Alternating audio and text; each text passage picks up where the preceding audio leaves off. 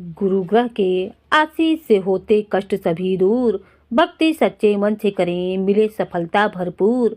आइए हम सभी पूरी श्रद्धा और मनोयोग के साथ आज की कथा का आरंभ करते हैं।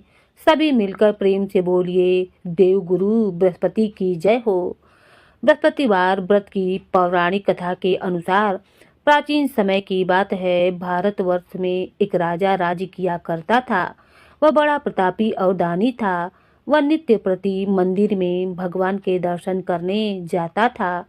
वह ब्राह्मण और गुरु की सेवा किया करता था। उसके द्वार से कोई भी याचक निराश होकर नहीं लौटता था।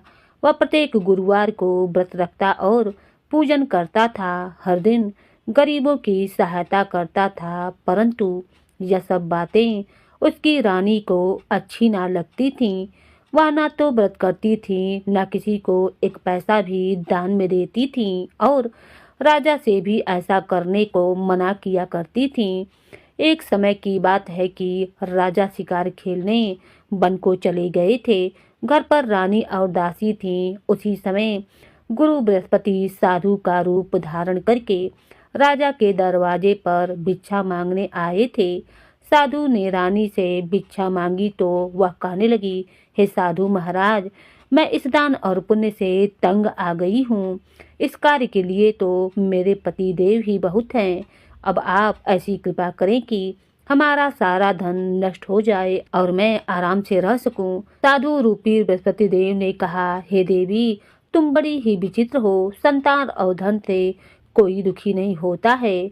इसको तो सभी चाहते हैं। पापी भी पुत्र और धन की इच्छा करता है। अगर तुम्हारे पास धन अधिक है तो भूखे मनुष्यों को भोजन कराओ, प्याऊ लगवाओ, ब्राह्मणों को दान दो, धर्मशालाएं बनाओ, कुआं, तालाब, बावड़ी, बाग बगीचे आदि का निर्माण करवाओ तथा निर्धन की कंवारी कन्याओं का विवाह कराओ और यज्ञ आदि करो।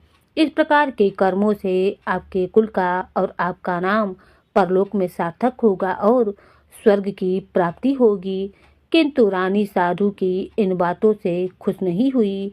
उसने कहा, हे साधु महाराज, मुझे ऐसे धन की बिल्कुल आवश्यकता नहीं जिसको मैं अन्य लोगों को दान दूं या जिसको रखने और संभालने में ही मेरा सारा समय नष्ट हो जाए। तब साधु ने कहा, हे देवी, अगर तुम्हारी ऐसी ही इच्छा है तो जैसा मैं तुम्हें बतलाता हूँ तुम वैसा ही करना। बृहस्पतिवार के दिन घर को गोबर से लीपना, अपने केशों को पीली मिट्टी से धोना, राजा से कहना वह दाढ़ी कटवाए, भोजन में मांस मदिरा खाना, कपड़ा धोबी के यहाँ धुलने देना। इस प्रकार 7 बृहस्पतिवार करने से तुम्हारा सब धन नष्ट हो जाएगा। ऐसा कहकर साधु महाराज रूपी बृहस्पति देव अंतर ध्यान हो गए। रानी ने साधु के कहे अनुसार 7 बृहस्पतिवार तक वैसा ही करने का विचार किया।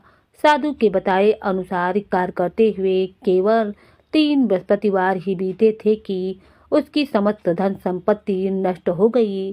भोजन के लिए दोनों समय परिवार तरसने लगा तथा सांसारिक भोगों से दुखी रहने लगा। तब वह राजा रानी से कहने लगा, हे रानी, तुम यहाँ पर रहो, मैं दूसरे देश को जाता हूँ, क्योंकि यहाँ पर मुझे सभी मनुष्य जानते हैं, इसीलिए मैं यहाँ कोई काम नहीं कर सकता हूँ। मैं परदेश जा रहा हूँ, वहाँ कोई काम धंधा करूँगा, शायद हमारे भाग्य बदल जाएं। ऐसा कहकर राजा परदेश चला गया। वह वहाँ जंगल से लकड़ी काट कर लाता और शहर में बेचता। इस तरह से जीवन व्यतीत करने लगा। इधर राजा के बिना रानी और दासियां दुखी रहने लगी। किसी दिन भोजन मिलता और किसी दिन जल पीकर ही रह जाती। एक बार रानी और दासी को 7 दिन तक बिना भोजन के ही रहना पड़ा। वह रानी ने अपनी दासी से कहा, हे दासी, यहाँ पास ही के नगर में मेरी बहन रहती है। वह बड़ी ही धनवान है। तू उसके पास जा और वहाँ से 5 सेर बेजड़ मांगकर ले आ, जिससे कुछ समय के लिए गुजर हो जाएगा। दासी रानी की बहन के पास गई। रानी की बहन उस समय पूजा कर रही थी। दासी ने रानी की बहन से कहा, हे रानी, मुझे आपकी बहन ने भेजा है। मुझे 5 सेर बेजड़ दे दो। दासी ने यह बात अनेक बार कही, परंतु रानी की बहन ने कोई उत्तर न दिया, क्योंकि उस समय वह बृहस्पतिवार की कथा सुन रही थी। जब दासी को रानी की बहन से कोई उत्तर नहीं मिला तो वह बहुत ही दुखी हुई।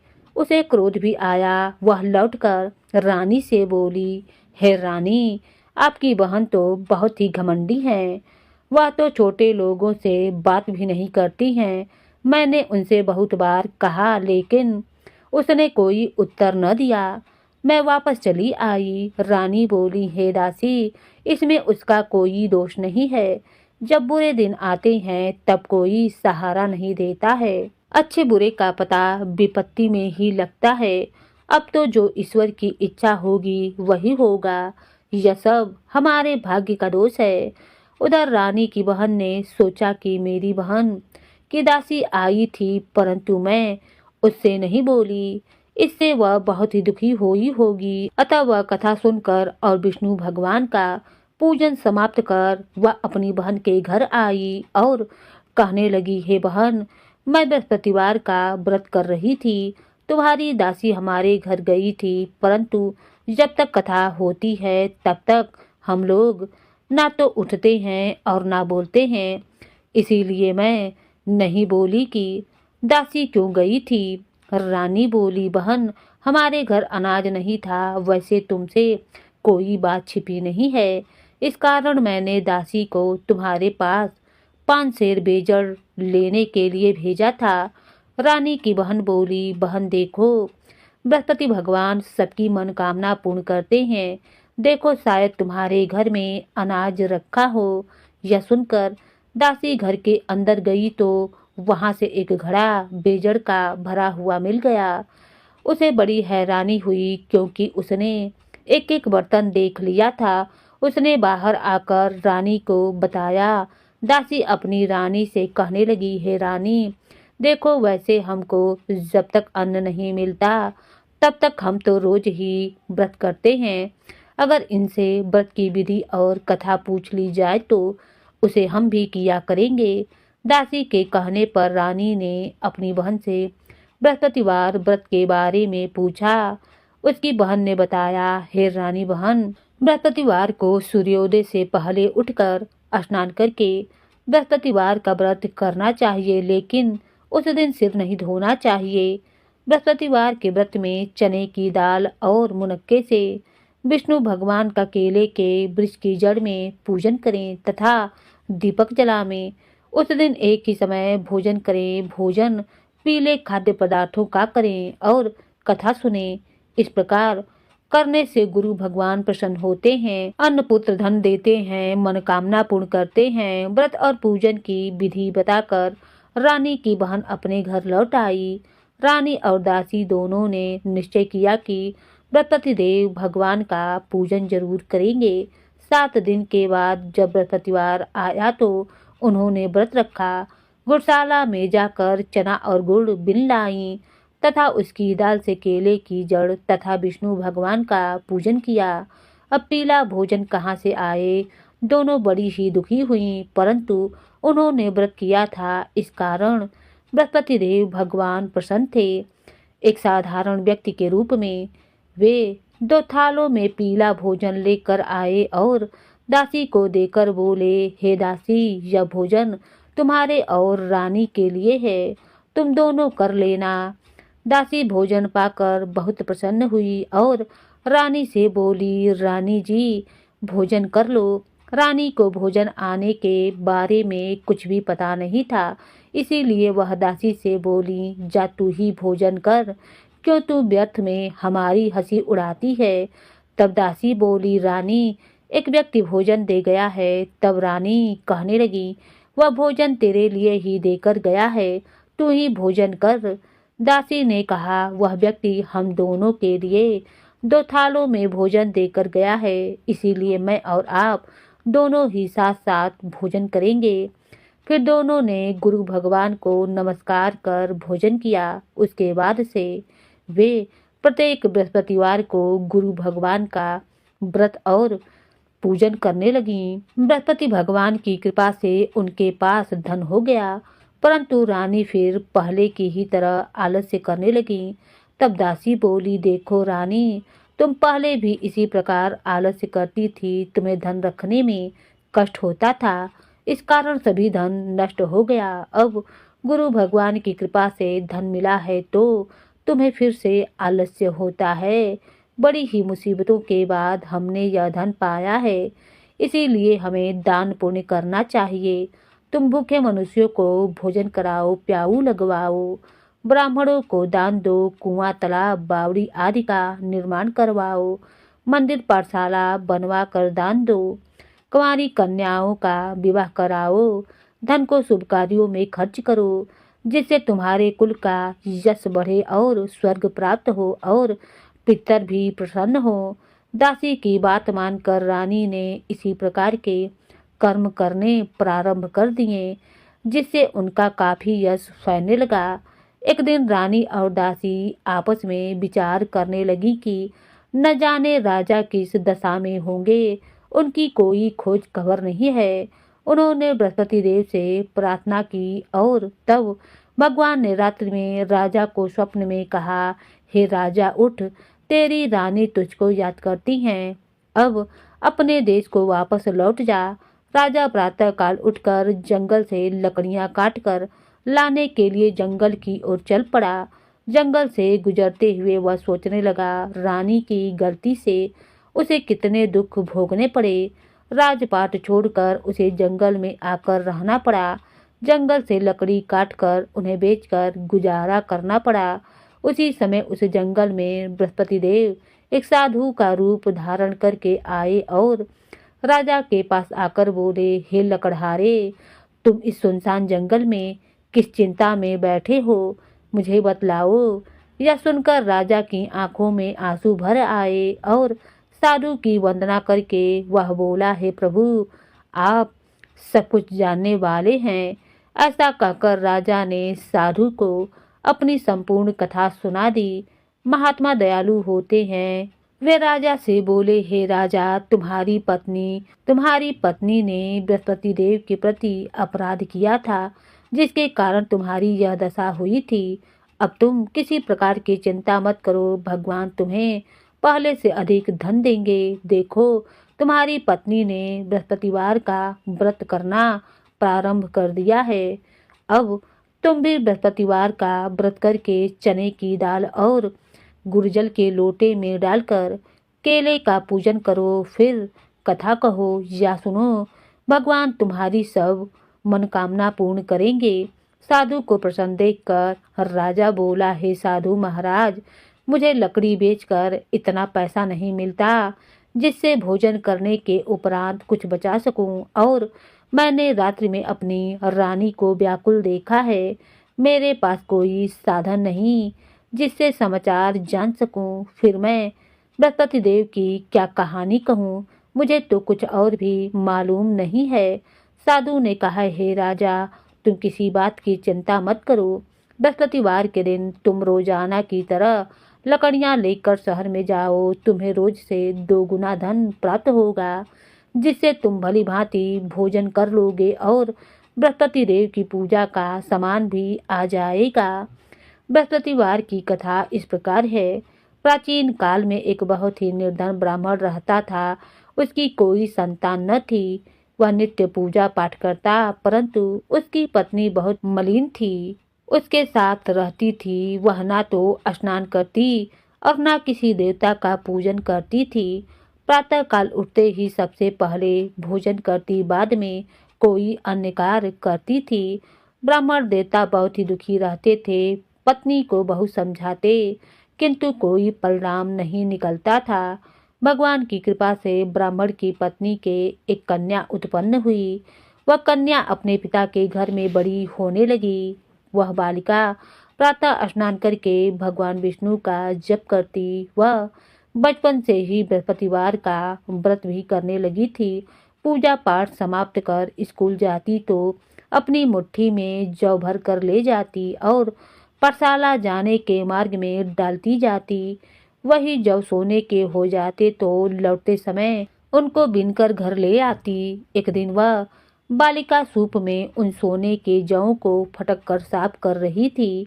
तभी उसकी माँ ने देख लिया और कहने लगी, हे बेटी, सोने के जौ को फटकने के लिए सोने का सूप भी होना चाहिए। दूसरे दिन गुरुवार था। उस कन्या ने व्रत रखा और बृहस्पति देव से प्रार्थना करके कहा, हे प्रभु, यदि मैंने सच्चे मन से आपकी पूजा की हो तो मुझे सोने का सूप दे दो। बृहस्पति देव ने उसकी प्रार्थना स्वीकार कर ली। रोजाना की तरह वह कन्या जौ फैलाती हुई पाठशाला चली गई।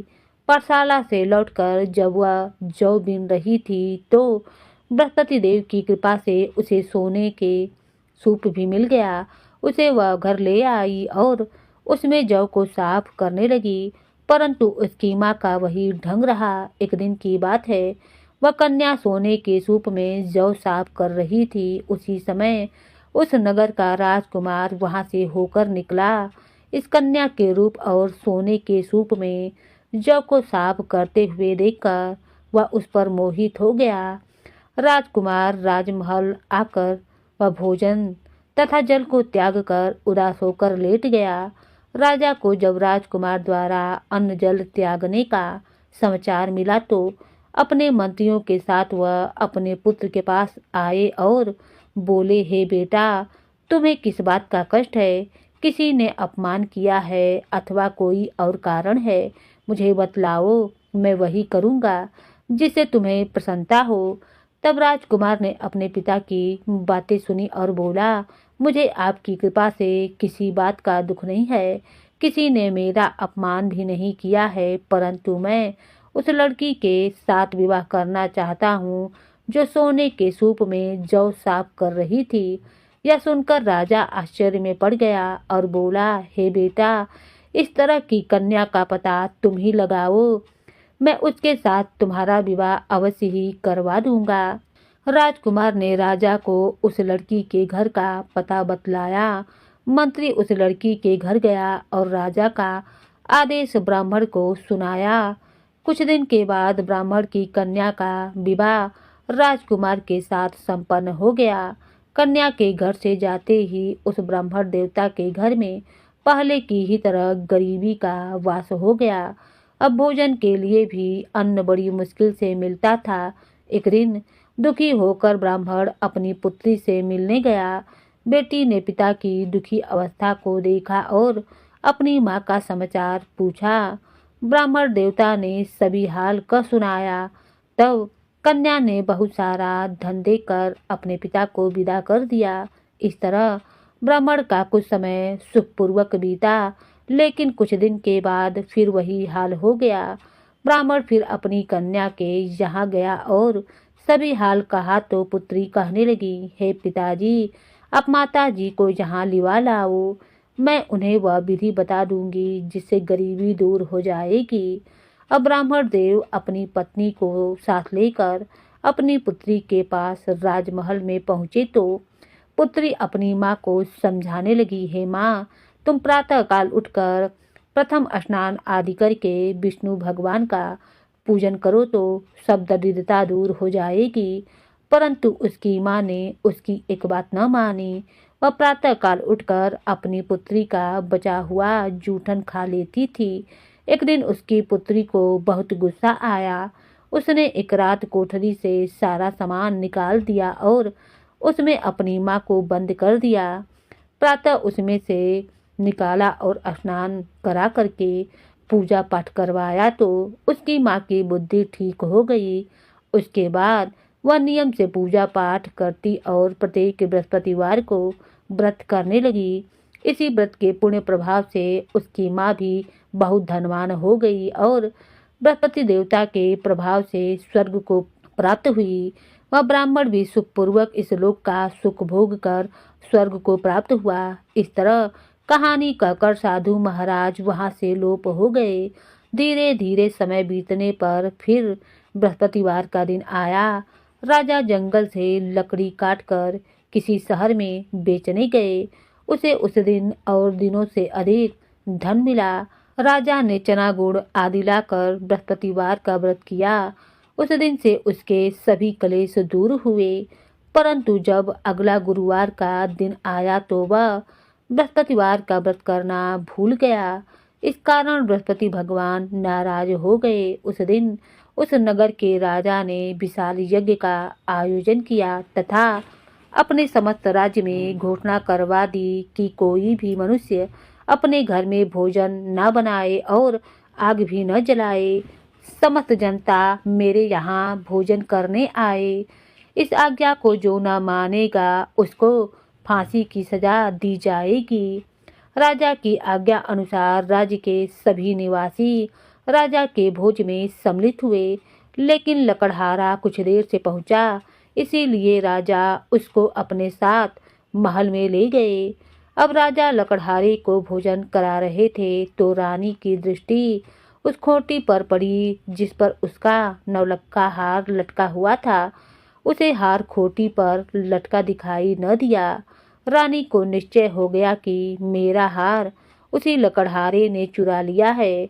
उसी समय सैनिक बुलाकर उसको कैदखाने में डलवा दिया। जब लकड़हारा कारागार में पड़ गया तो बड़ा ही दुखी होकर विचार करने लगा कि न जाने कौन से पूर्व जन्म के कर्म से मुझे यह दुख प्राप्त हुआ है, और उसी साधु को याद करने लगा जो जंगल में मिला था। तत्काल बृहस्पति देव साधु के रूप में प्रकट हो गए और उसकी दशा को देखकर कहने लगे, अरे मूर्ख, तूने बृहस्पति देवता की कथा नहीं की, इस कारण तुझे दुख प्राप्त हुआ है। अब चिंता मत कर। बृहस्पतिवार के दिन कारागार के दरवाजे पर 4 पैसे पड़े मिलेंगे, उनसे तू बृहस्पति देव की पूजा करना तो तेरे सभी कष्ट दूर हो जाएंगे। अगले बृहस्पतिवार उसे कारागार के द्वार पर 4 पैसे पड़े मिले तो राजा ने पूजा का सामान मंगवाकर कथा कही और प्रसाद बांटा। उसी रात्रि को बृहस्पति देव ने उस नगर के राजा को स्वप्न में कहा, हे राजा, तूने जिस आदमी को कारागार में बंद कर दिया है वह निर्दोष है, वह राजा है, उसे छोड़ दे। रानी का हार उसी खूंटी पर लटका हुआ है। अगर तू ऐसा नहीं करेगा तो मैं तेरे राज्य को नष्ट कर दूंगा। राजा प्रातःकाल उठा और खूंटी पर हार टंगा देखकर लकड़हारे को बुलाकर क्षमा मांगी तथा राजा के योग्य सुंदर वस्त्र आभूषण भेंट कर उसे विदा कर दिया। गुरुदेव की आज्ञा पाकर राजा अब अपने नगर को चल दिया। राजा जब नगर के निकट पहुंचा तो उसे बड़ा ही आश्चर्य हुआ। नगर में पहले से अधिक बाग, तालाब और कुएं तथा बहुत सी धर्मशाला, मंदिर आदि बने हुए हैं। राजा ने पूछा कि यह किसका बाग और धर्मशाला है। तब नगर के सब लोग कहने लगे, यह सब रानी और दासी द्वारा बनवाए गए हैं। राजा को आश्चर्य हुआ और गुस्सा भी आया। जब रानी ने खबर सुनी कि राजा आ रहे हैं तो उसने अपनी दासी से कहा, हे दासी, देख, राजा हमको कितनी बुरी हालत में छोड़ गए थे।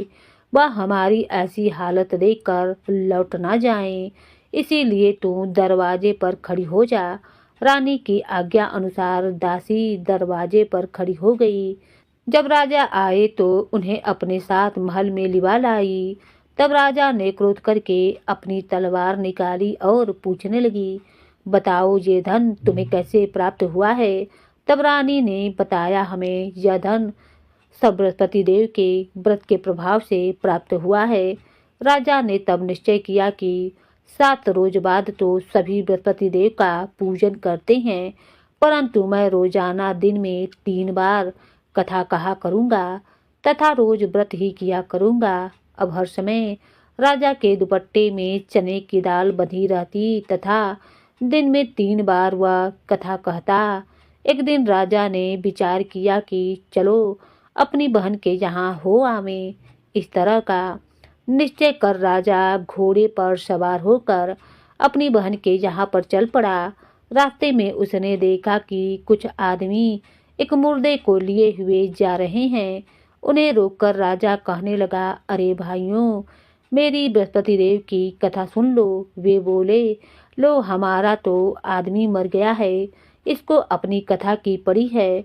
परंतु कुछ आदमी बोले, अच्छा कहो, हम तुम्हारी कथा भी सुनेंगे। राजा ने दाल निकाली और कथा कहनी शुरू कर दी। जब कथा आधी हुई तो वह मुर्दा हिलने लगा और जब कथा समाप्त हुई तो राम राम करके वह मनुष्य खड़ा हो गया। राजा आगे बढ़ा, उसे चलते चलते शाम हो गई। आगे मार्ग में उसे किसान खेत में हल चलाता मिला। राजा उससे बोला, अरे भैया, तुम मेरी बृहस्पतिवार की कथा सुन लो। किसान बोला, जब तक मैं तेरी कथा सुनूंगा तब तक 4 हरैया जोत लूंगा। जा अपनी कथा किसी और को सुनाना। राजा आगे चलने लगा। राजा के हटते ही बैल पछाड़ खाकर गिर गए तथा किसान के पेट में बहुत जोरों से दर्द होने लगा। उसी समय किसान की माँ रोटी लेकर आई। उसने जब यह देखा तो अपने पुत्र से सब हाल पूछा। बेटे ने सभी हाल बता दिया। बुढ़िया दौड़ी दौड़ी उस घुड़सवार के पास गई और उससे बोली, मैं तेरी कथा सुनूंगी, तू अपनी कथा मेरे खेत पर ही चलकर कहना। राजा ने लौटकर बुढ़िया के खेत पर जाकर कथा कही, जिसके सुनते ही बैल खड़े हो गए और किसान के पेट का दर्द भी बंद हो गया। अब राजा अपनी बहन के घर पहुंच गया। बहन ने भाई की खूब मेहमान नवाजी की। दूसरे दिन प्रातःकाल राजा जगा तो देखने लगा कि सब लोग भोजन कर रहे हैं। राजा ने अपनी बहन से पूछा कि ऐसा कोई मनुष्य है जिसने भोजन न किया हो, जो मेरी बृहस्पतिवार की कथा सुन ले। तो बहन बोली, हे भैया, यह देश ऐसा ही है। पहले यहाँ के लोग भोजन करते हैं, बाद में अन्य कोई काम करते हैं।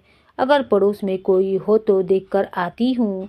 ऐसा कहकर बहन देखने चली गई, परंतु उसे कोई भी ऐसा व्यक्ति नहीं मिला जिसने भोजन नहीं किया हो।